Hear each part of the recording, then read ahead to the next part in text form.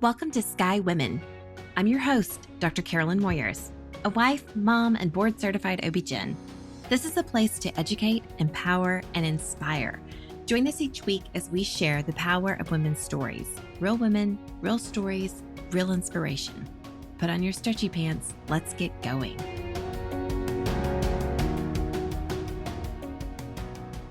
Welcome to another episode of Sky Women. I am so excited that you have chosen to join us today. We have a special guest with us, Dr. Jessica Daigle. She is a board-certified pediatric hospitalist with a focus in neonatal medicine. She proudly serves as a neonatal hospitalist and a medical director for a level 2 NICU in Georgia. But what is really unique about Dr. Daigle, what I just love and why she is here today, is that she is the founder of Mom and Me by Jessica Daigle, MD. She developed this company to ease the transition from birth to home for families by offering in-home medical care, including lactation support and providing emotional support for moms and babies during that 4th trimester. Oh my gosh, Dr. Daigle, this is so needed. Welcome to the podcast. Thank you. Thank you. Thank you for having me. Absolutely. I mean, I could go through your credentials, but quite frankly, I don't think anybody cares. They know you're qualified. You got the MD, you've done the training, right? You're a medical director. We know that you've got the street cred. That's right. So talk to us about this passion and kind of how you came about developing this, because I just think it's phenomenal that you're really just following that tug at your heart. You're following that in this journey, just exactly what lights you on fire whenever you're caring for patients. Yeah. So it really started with a long time ago when I was 10 years old. I was always an avid reader when I was younger. But I ended up finding this book. I always had an interest in babies for some reason. So I really think that was God-given for sure. And so I was seeking out books at the library just about things to do with babies. And I came across this book called The Long Dying of Baby Andrew. And it was this family who had talked about having a preterm infant in their journey and kind of their struggle with medical care at the time. I mean, this was like in the 60s. And so, preterm infants lasting longer than like in the 22 weeks, like reviving an infant or 23 or 24 weeker, that was like, oh my gosh, like a huge thing. And so this family actually wanted the freedom to kind of deny care and let their baby like transition.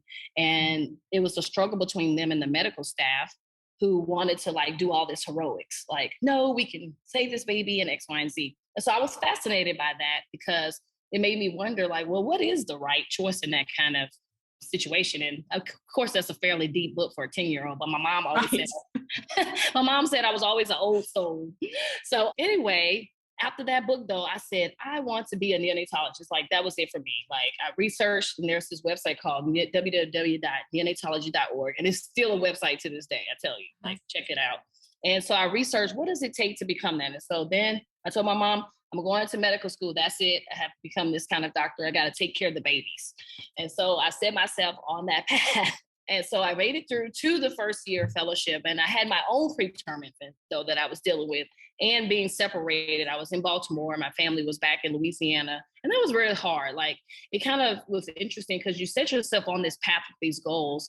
But then when your circumstances change, you kind of sometimes have to adjust. And my son needed me, and it was hard for my husband. His business was down south. And so I had to make an adjustment. And so I was looking for jobs like NICU, like, okay, where can I put this training to use? And MEDNAX was needing someone that could run a level 2 NICU down there in Griffin, Georgia. So I interviewed and got the job. And so that's where I've been since. And so I definitely love like attending deliveries and taking care of babies and NICU babies. But I still was missing that, like, once they left, that was it. Because you typically, as a traditional pediatrician, you would see patients in clinic and like follow them all the way through. And I knew that I was really still passionate about just that population, but how can I still help them transition, stay in touch with that family to a period of time? Like I said, I love all of pediatrics for sure, because I love kids, but babies are my favorite, and acute care, like just taking care of like sick kids. I just love that. Mm-hmm. I think that acute care is definitely my thing. And so I was like, well, I knew there was NICU development follow-up clinic, And so I was like, well, they have like follow-up clinics. Is there something where you're helping the mom and baby, like a home health? And so I researched it and didn't really think that there was anything too much like it until like about 2 years ago, I came across like Naya Care. And I was like, oh, somebody's doing this like up in Colorado.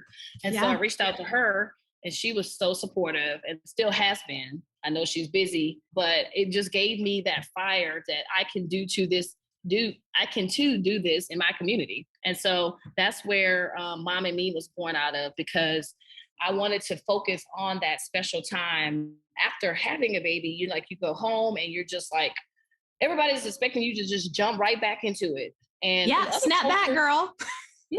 like, excuse me, like I just birthed a human.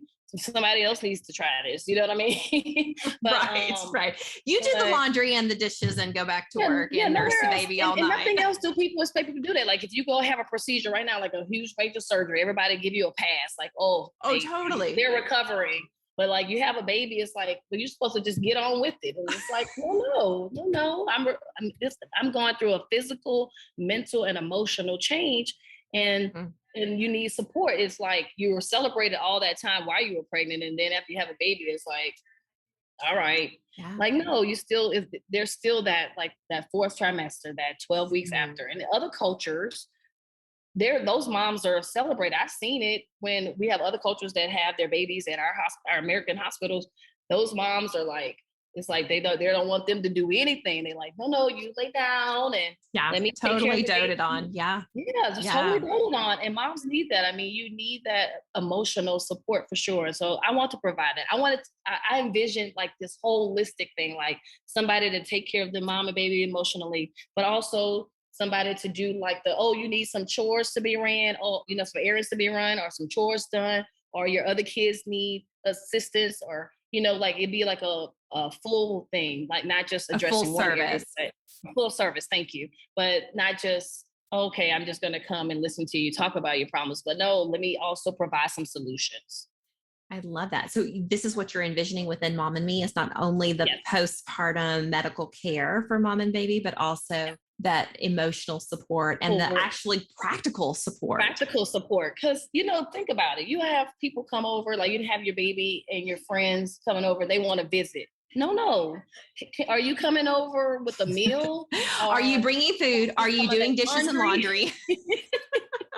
Are you holding the baby while I take a shower? Yeah. We don't need to visit. We know each other. Are you going to come help me? Agree. Oh my gosh. So this is great. This is amazing. Okay. I want to back up a little bit though, because I want us to define, like, what's the difference between a neonatologist and a pediatrician? Okay. So a neonatologist spends an extra 3 years in training in a fellowship that focuses on babies, like infants that need specialized care. So it could be because they were born early, or they have specialized medical conditions, need surgery, basically where the babies have to end up going into a neonatal intensive care unit, though they are the ones that receive extra certification training, board certification in focusing only on that. Whereas a general pediatrician can still work in that same vein, but they would still, like, technically, if you were a pediatrician working in a level 3, you still would have to have like a neonatologist oversight. So like, even though I'm a director at the hospital in my level 2, we technically have like oversight of a neonatologist, like at other sites and another site in the organization and stuff like that. Mm-hmm. And that's because you actually were in a neonatology fellowship, but then you left because you had your own preterm baby. Yeah, I had my own preterm baby. I had actually had him before I even went to fellowship. I think I just thought that I could just carry on in my life plans and not adjust. And it was different. It was definitely different. Yeah. So that's the biggest difference. So I definitely I've wrestled with returning back to fellowship, to be honest. That was something that I was like doing my own thing or returning back to fellowship, which I've been encouraged in both ways. The neonatologists that I work with, they're like, it's a no-brainer. You would do so great because you just already know it'd be more like checking something off of a list, so to speak. But I'm really feeling the move towards doing this. And one of my friends who is a neo, she said, well, what is it that you would specifically gain from going back? She's like, because you're really already able to do just about everything that we do. You just may not have, they basically haven't had to take the extra test to do it. That's what she said. Right. Because I've even been offered by Emory to work in their level 3. So I could still go work in there too and do the same thing. I would just have to officially, I guess, check off with them. But they were like, well, it'd be just like, okay, yeah, we agree with the same thing that you're doing because you already know what you're doing, so to speak. So, so I've kind of made peace with that. That was definitely a struggle for me, Carolyn, for a while. Like, am I giving up on a dream? And what does that mean for me? What does it mean for me teaching my kids about change and things like that? But then I've made peace with it that sometimes we have a destination, but it's really the journey that was should have been the focus. Like, I needed that goal to get me to where I am today because I really need to be in this place at this moment. Right. And look what you've accomplished up to this point. And I feel like that motherhood is the great equalizer, right? Like it just humbles you in so many ways. It does. And it does shift your focus. You know, it really helps you to kind of reevaluate what kind of human do I want to be? What kind of doctor do I want to be? Where do my priorities sit? Because you only have so much energy and so many hours in the day. So where are you going to put that? That's so good. No, I'm serious. I was thinking about that when I was looking at my 2-year-old today, like when I just even left to kind of separate myself just to do this interview with you and that symposium. And she was so heartbroken. And I felt so like, oh, I didn't want to have to leave her, but she would have been all up in this interview, you know? Right. It made me think like, owning my own time. I never wanted that for myself until I had my kids, because really otherwise I was just working. And I mean, I pretty much could do what I want otherwise anyway. Like I'm pretty low key. Like I like to eat and sleep and watch movies. Like I can do that everywhere. Eat and sleep and watch movies. So I didn't have no real life goals. You know what I mean? Outside of medicine. Yeah. I'd already achieved. I was a doctor. Heck, I was done. All right. So this has set you on a totally new path. And I do want to define most mamas who are listening probably will be aware, but we have the term of preterm infant, right? That might have to go to the NICU. Oh, yeah. Yeah. So let's kind of define that. We've got our late preterm that are like our 34 to 37 or 35 to 37 weekers, right? Yeah. So you take it from here. You're the expert. Our pre-viable are before 24 weeks. Yes. So it's actually now there have been a lot of people that have been trying to save these 22 or 23 weekers, depending on what they look like, just because there's always that 2 weeks that are the dates a little bit off. What does the baby look like once it's born and things like that. So typically 23 to 34 weeks would be our preterm, and 34 weeks to 36 weeks and like 6 days, or you could just say 37 weeks is late preterm, and then 37 and up is term. And I often have to tell my families that just because they look like they got everything together on the outside, it's that inside that we're concerned about growing and maturing, because they'll have everything, but the expectations have to be realistic, because they were technically supposed to still be growing and things happening in their brain and their organs and things to make them able to function without a lot of support, unless that there are some genetic things that need to be addressed. So we have to get coordinated. Huh? To get coordinated. Yeah, they do. Baby, I have so much respect for babies. I mean, think about it. No other person have to like enter a new environment and be expected to do everything at the same time. Like they have to be breathing and be able to eat, and they got to pee and poop, and they got to, just everything has to happen. Yeah, suckle. And we have so many expectations. You have to do this in this amount of time, or else something's not right, or, and it's just like, no, everybody else get training. They don't even get no training. They don't even get training. So any baby, though, can be admitted to the NICU. So I have a lot of families. It's really a lot more of our families who don't expect to have anything wrong. Actually, we'll have that subset who's gotten prenatal care that they find out the baby has this diagnosis and will need this type of support once they're born. And so they kind of have that whole pregnancy with sometimes with specialists to guide them and tell them what they'll need to expect to happen. But a lot of parents, they go into having their baby and surprise, they're shocked. Right. The heart is on the right side of the body, or, the intestines are in the chest, or they got the spine coming out their back, and just They're different things. surprised. Right. Yeah. Right. And they're like, they couldn't have seen this on the scan, and you're like, sometimes, it just depends on how the baby's oriented or different things. So yeah. Right, right. Okay, so you were telling me that you kind of did a lot of soul searching and came to this idea to develop Mom and Me because you found yourself in the hospital when things were going on with baby, when y'all were intubating, when you were having this higher level of care, you were looking for the parents because you want to educate the family, which I just think is so beautiful. Thank you. Thank you. Yes, I think that oftentimes it's easy to get caught up in what's happening with the patient, that is important. But I've always when in training, I've always had the mind frame of the mom, of the pediatric patient and the parent, that they are the patient together. Right. And so when I was deciding to do P's, I would have a lot of my friends be like, "Oh no, I cannot do that because I'm not dealing with those parents." And I love that. I looked at it as a challenge. I had a different perspective. I'm like, it's really them that really needs the care and reassurance. They're the ones that's really aware of what's going on. Like, when we be in the PICU, I used to say the parents probably need a dose of Versed too. Like, like they totally. They need to forget what's going on. They're the ones that's stressed. I'm serious. Like, I could just they're the ones who are going to have PTSD. Yes, the kid is going to be like, "Oh, I'm good now." Once they're good, grace to God, they make it and things go well like you desire. And so kids are so resilient. They bounce back. It's like the adults that you kind of have to work with a lot of times, And so that I just can tell you that was my natural inclination to always find them. Even now, whenever I have a delivery and after I'm done at the resuscitation bed, I go right there to where the mom and the dad is. And the mom, she may or may not be aware depending on what kind of medication they give, but I at least try to tell the caregiver with her, "Hey, I'm having to take your baby to the NICU. We're going to assess him or her and see what kind of care we need to provide. And then I'm going to find you in recovery and give you an update." But I like them to know that I'm intentional about going with their baby, making sure they're fine. But I care that they are scared right now and that they need to know what's going on. But I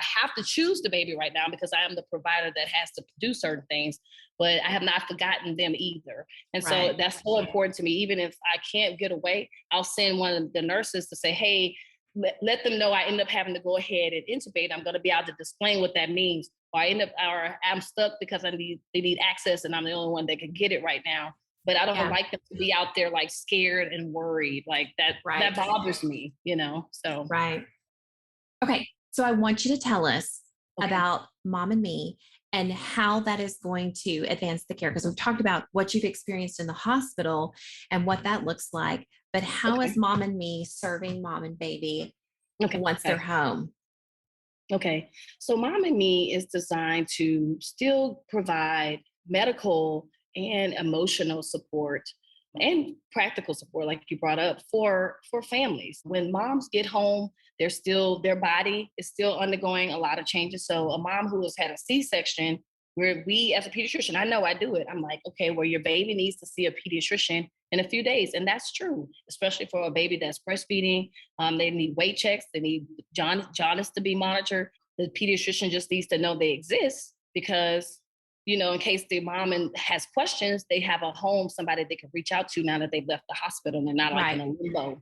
And so my goal is to decrease the stress associated with that transition, because we know certain things are going to happen, that there is going to be stress. I think that a lot of people just don't appreciate what the changes are, and they focus on, trying to make people just feel better instead of providing the actual help that is necessary. So I want to be able to go to that home, do that first exam of that mom and baby, assess them, check the blood pressures, ask mom, do the postpartum depression screening, because I worry about that too. Like, the mom doesn't technically have to see anybody to another 6 weeks. A lot can happen in 6 weeks. Okay. Totally. Now, I do hope that all my OB-GYN colleagues are, taking heart to our ACOG recommendation now and seeing mamas sooner. Typically, I see them, checking in closer to 2 to 3 weeks. So I am encouraged by that. But yeah, moms need a lot of support, especially if baby's in the NICU. Yeah. Yes, especially there, because then I have a special heart for that too, because, the baby is there because I went through that. Like my son was still in the NICU for 4 weeks and then I'm at home. And so, I'm trying to pump to bring milk up to the hospital and still spend the time that I can with him while he's having to kind of be in an isolate at first. So providing that support, but also, and it's a little bit different for me because I am a medical professional. So I kind of knew a little bit more about what to expect. But I sometimes see, like we talked about, sometimes a lot of our medical colleagues are not as forward about what, to expect during this experience and where you're trying to go. I'm very intentional about planning.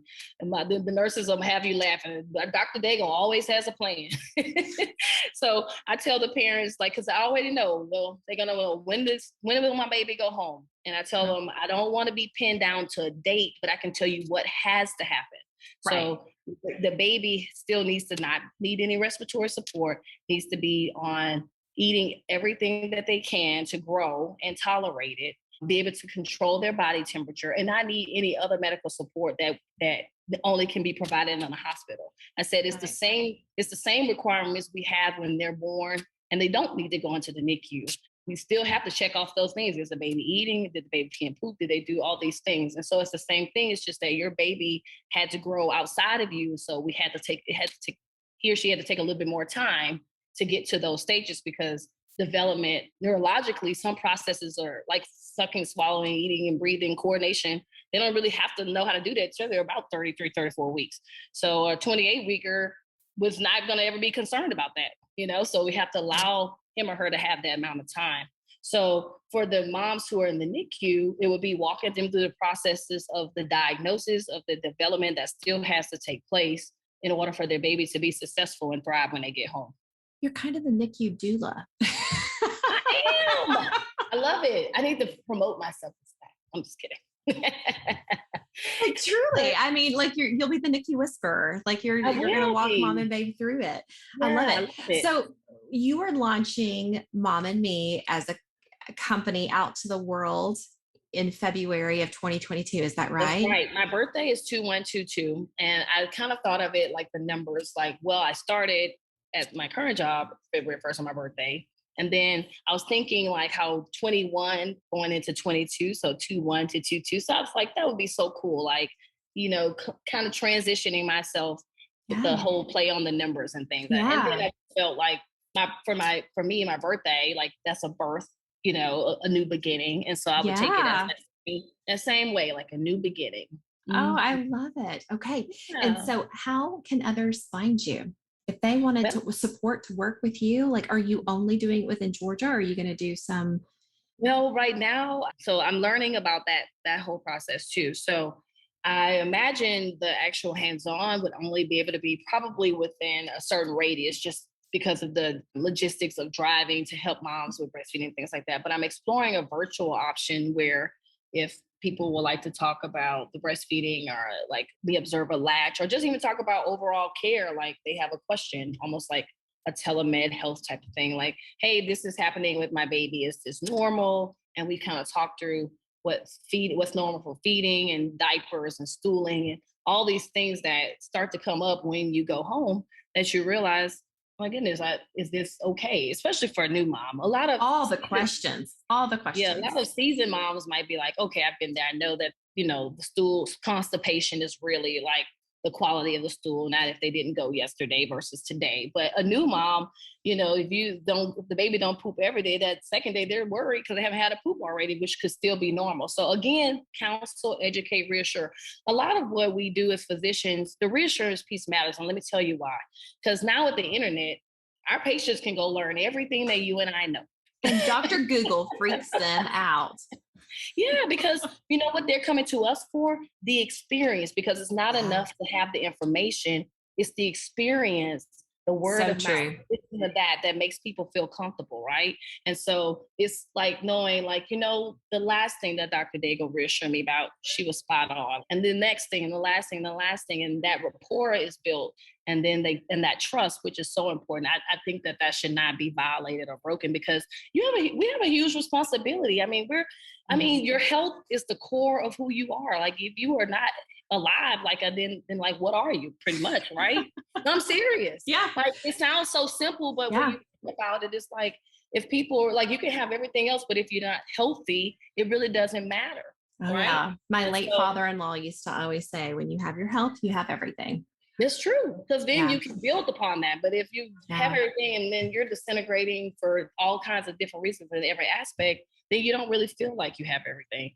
And so I just really, when people come away from me, I wanted to have felt like they were heard and seen. Yes. And that's what makes me feel so good. Like, when the patients tell me that, I just sometimes I cry, because my wish is there. Like, yes, they felt seen, heard, because I know that that's what I want to feel every day, seen, heard, and appreciated. Yeah, absolutely. Yeah. Absolutely. Oh, I love it. Okay. Where can my audience find you if they want? I'm working on my website right now, trying to get that up. And I'm working on while that's being developed, like a sort of like a landing page. I'm actually thinking about doing a workshop, since you call me the NICU doula. But I'm actually planning to do a workshop on what to expect when your baby is born in a hospital. Because I don't think, like, when I started talking to my patients, now we have these sheets that we put up in the room about, like, tickets to fly is what we call it. So like, got the bath, got your shots, got your newborn screen. But I realized a lot of people just have an inherent trust in the medical system, which is, depends on how you want to argue that. But a lot of people don't really know a lot of the things that we do. I mean, we have to get consent. So the nurses go and get consents for things. But do they know the history of why we are advising them to get the hepatitis B vaccine? Why we say they need vitamin K? Why we're giving them erythromycin? Yes, why we're waiting for 6 weeks? Like, I don't think people really know. I think they just show up. Now some do. A lot of our parents who have come with their birth plans, they've done the research. Yeah, but there's some who have a lot of fear over it, and they don't understand. And so that would be so helpful. Yeah, and then some people hide in the sand, like, I'm just gonna show up there and have a baby, and they don't want to be overwhelmed, so they don't look up anything else extra. You have two parts. So I felt like that's what I do every day and deal with, so I could start that way, the workshop, just to get some of that information out there and kind of get people on board with my business, if they have someone they know that would be, especially started having any kids around that time. Yeah.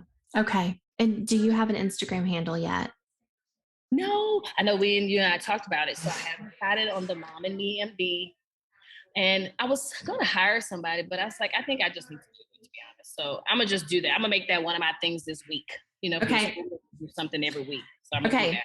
Yeah. Okay. So we're going to close this out here in just a minute. And then I do want to talk to you about healthcare disparities, but perhaps we could schedule another time to record, if that's okay with you. Yeah. Yeah. So, all right. What else do we want to say? Is there anything else that I haven't addressed that you really want to touch on? No, I think I just want to thank you for having me on. I just want listeners to know that I tell this to my patients, and is it moms? Who's your main audience, you would say? Is it like women in all walks of life, or mostly moms, or who do you care to? Yes, mostly moms. Yeah. Okay. Yeah. So this is what I tell my parents, like, always my parting, whenever I'm discharging a family and I go through like safe sleep and the car seat and the umbilical cord and all these different things. I always tell my parents, you are your baby's best advocate. Mm-hmm. And we as healthcare providers, we can miss it. We're human. And so at any moment, a doctor can be moving too fast, not really paying attention to the details, kind of like push off, your concerns. And I work really hard not to be that way, but even I'm still not perfect. And so if you have this burning feeling like something's not right with your baby, make somebody pay attention. You keep going, because at the end of the day, that's your baby, and you are the ones that will suffer the consequences directly, right? And so I definitely believe that. And so that would be my parting advice to moms out there. Oh, I love it. Yes. Thank you so much. That is great advice, because there are so many times that moms feel like they're not heard. Well, if you're not heard, it's okay to be the squeaky wheel. It's okay to go and seek the advice, to get a second opinion. I tell all the people that come in L&D all the time, even if they're coming in 5 times, the nurses say, oh, they're back again. But you know what? They're going to make sure that their baby's all right. And that's what they're supposed to do. That's what they're supposed to do. That's right. I know. So many times talking about you, you have to do what you have to do. Absolutely. There's so many times where moms will come into the OB emergency department and be like, I'm so sorry. I feel so stupid. I'm like, absolutely not. No. Better safe than sorry. Yes. That's what we're here for 24/7. Sometimes those pains are the same. I can't tell you a couple of times I thought, am I abrupting? Especially when you know too much, you're like, you get a little spotty and you're like, oh Lord, let me go get checked because I've seen the other side of that, you know? Sure. Like, Sure. Get yourself checked out and be your own advocate. Well, Dr. Daigle, this has been such a delight. And I know that Mom and Me is going to be such a success. Thank you. I can see the growth already, which I'll talk to you about that later. It's going to be phenomenal. So everyone needs to go follow you. And yeah, I'm at Jessica. If they just want to follow me right now, I'm at Jess Daigle. I've kind of started doing some different live videos. Like I started with breastfeeding and doing some things like that. And then I'll definitely put some links towards the other handles for Instagram. And I'm going to create my actual Mom and Me Facebook too. So I'm going to get on top of that. Perfect. Thank you so much for joining us today. Thank you.